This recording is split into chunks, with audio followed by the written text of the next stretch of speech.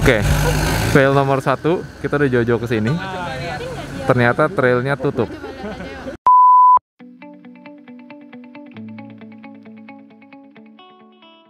Hey, what's up everyone? Back again with me Adito di channel Adito Aditya.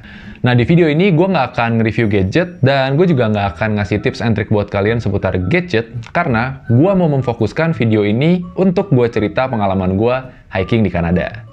Nah, pengalaman ini adalah pengalaman yang menurut gue pribadi menjadi pengalaman yang paling berkesan di 2021 sampai sekarang dan juga menjadi pengalaman yang cukup ngeselin buat gue. Kenapa gue bilang ngeselin? Karena kita tuh udah ngerencanain hiking ini dari jauh-jauh hari dan kita udah cari waktu yang pas sehingga semua anggota grup kita bisa ikut dan bisa hiking bareng. Tapi kenyataannya hiking trailnya ditutup. Jadi kita baru sadar Quarry Rock Trailnya ini ditutup pada saat kita nyampe di depan gate si trail ini. Jadi kayak kita baru nyampe di depan gerbangnya itu, terus kita baru sadar kayak ini ditutup. Jadi kita nggak bisa hiking dong. Padahal perjalanan dari tempat kita itu makan waktu kurang lebih 1 jam 20-an menit buat nyampe ke tempat hiking itu. Dan ditutup. Kesel dong. Nah, akhirnya dengan segala keputusasaan kita memutuskan buat oke lah, yaudah kita nggak usah kesel, kita nggak usah gimana, kita enjoy aja karena view di situ tuh juga lumayan bagus. Dan di Deep Cove, ini nama tempatnya Deep Cove, nama tempat yang ada Quarry Rock Trailnya itu Deep Cove. Ya, intinya kayak gitu. Dia kayak ada banyak tempat piknik, I guess. Jadi kayak dia sediain banyak bangku-bangku taman gitulah ya, bangku taman, ada gazebo juga yang dimana kalian bisa pakai bebas gitu. Kalian nggak usah sewa, kalian nggak usah bayar, kalian bisa pakai aja bebas kalau kosong. Jadilah kita memutuskan kita bakal yaudah kita ngobrol-ngobrol aja di situ, kita nikmatin view, kita hirup udara segar, kita main game juga, kebetulan ada yang bawa kartu.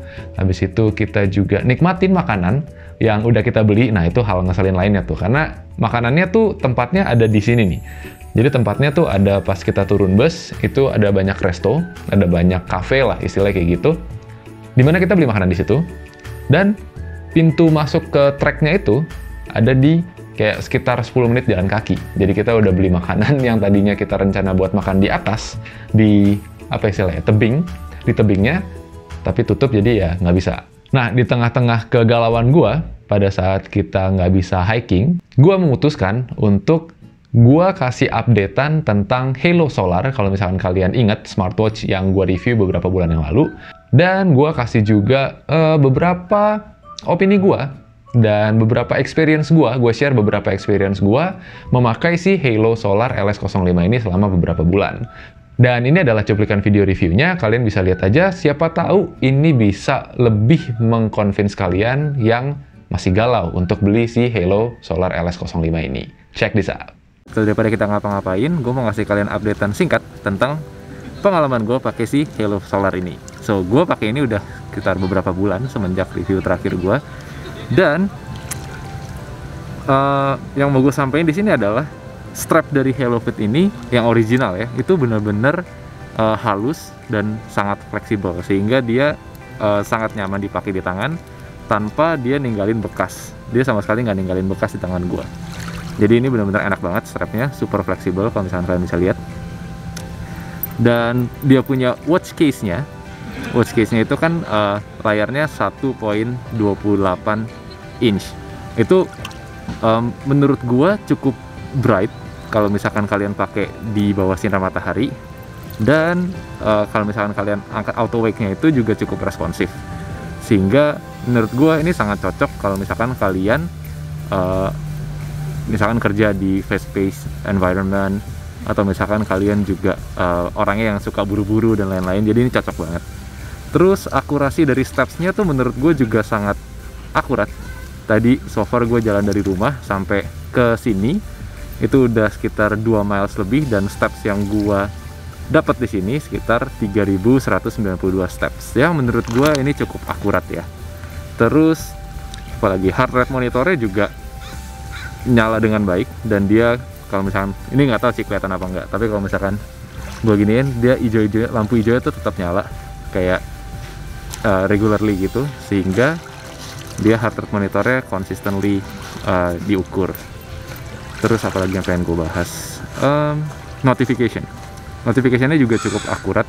Jadi kebanyakan smartwatch itu kan punya masalah di notifikasinya delay, kayak bisa delaynya sekitar 30 detik atau bahkan 1 menit. Atau kalau misalkan ada beberapa smartwatch lain yang kalian angkat, kalian nyalain, itu baru masuk notifnya. Kalau ini enggak, dia instantly.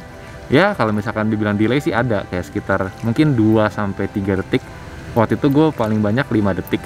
Jadi itu masih oke lah, kalian nggak bakal miss notifikasinya gitu, even though kalian silent handphone kalian. Terus apa lagi, brightness udah, terus steps udah, notification udah. Gue belum sempat buat nyobain beberapa sportnya sih. Di sini ada jogging, fast walking, biking, rolling bahkan, dan ada juga biking, climbing. Tadinya gue hari ini mau nyoba, pas hiking gue mau mau pakai salah satu dari fiturnya, cuma sayang banget tutup. Tapi nggak apa-apa. Terus ada fitur lagi weathernya di sini juga cukup akurat, 19 derajat, dan itu sama kayak di handphone gue. Terus dia sunny, dan dia weathernya tuh dikasih overhead information itu sampai 3 hari ke depan. Jadi itu bisa kita pakai untuk mengantisipasi aktivitas kita di kemudian hari. Terus udah paling segitu aja updatean gue tentang Halo Solar ini. Overall dengan harga sekitar 399.000 di official store Halo. Linknya ada di kolom deskripsi di bawah, kalian bisa langsung beli. Ini jam worth it banget menurut gue, dan kalian harus cobain, kalian harus beli, dan kalian bisa tinggalin di kolom komentar bawah yang udah punya jam ini, gimana pengalaman kalian pakai jam ini, dan ya, feel free to share with others. Anyway, gue bakal lanjutin lagi buat kasih lihat ke kalian footage-footage yang bisa gue ambil dari sini, karena menurut gue cukup oke, dan enjoy. Jadi ini lokasi tempat tadi gue review itu tadi di sini, sambil duduk, terus kameranya gue taruh di sini. Dan kalau misalkan kalian bisa lihat di sini tuh gue bener-bener persis di samping lake-nya. Banyak orang lagi main kayak di sini, kayaking namanya. Bukan kacang ya, ini kayaking, kayak kayaking. Present continuous tense. Widih. Dan ini dia view-nya, kalau misalnya kalian bisa lihat. Ini adalah salah satu dari sekian banyak gunung yang ada di North Vancouver. Karena Vancouver juga terkenal dengan gunungnya kan. Jadi orang di sini sering hiking, sering kalau misalkan winter kita sering main snowboard dan lain-lain. So, menurut gue kalau misalkan kalian mau enjoy the view, enjoy pemandangan alam dan lain-lain, ini salah satu tempat yang gue rekomendasikan buat kalian.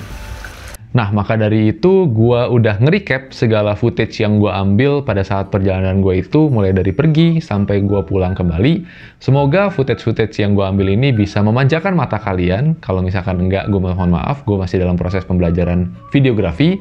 Dan semoga gue kedepannya bisa lebih mengambil footage-footage yang bagus lagi, biar kalian lebih betah buat nonton channel Adito Aditya. Alright, kalau gitu tanpa lama-lama lagi, ini dia footage-nya.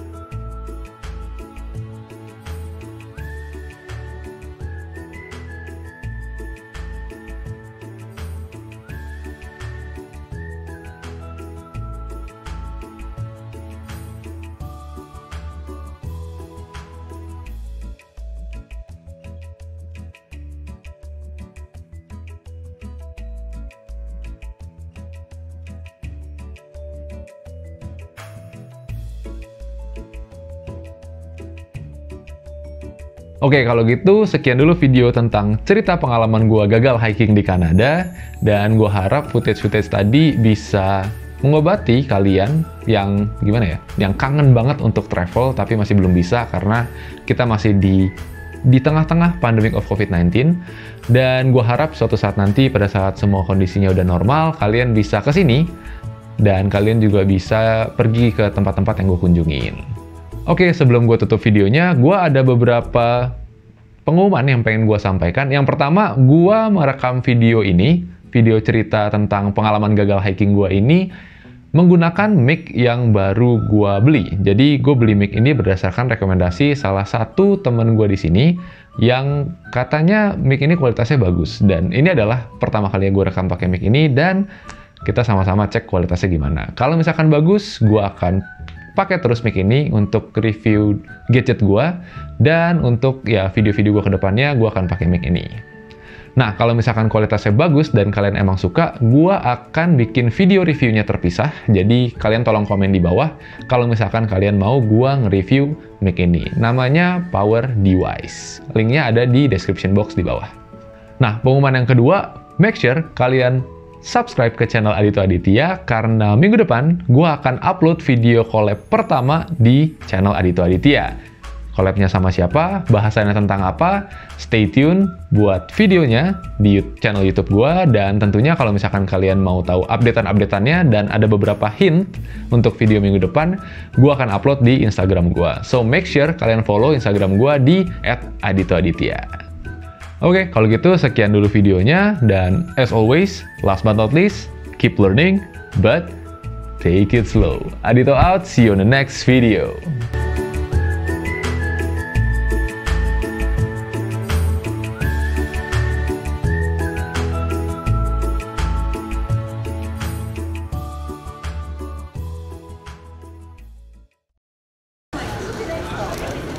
Enak deh es krimnya.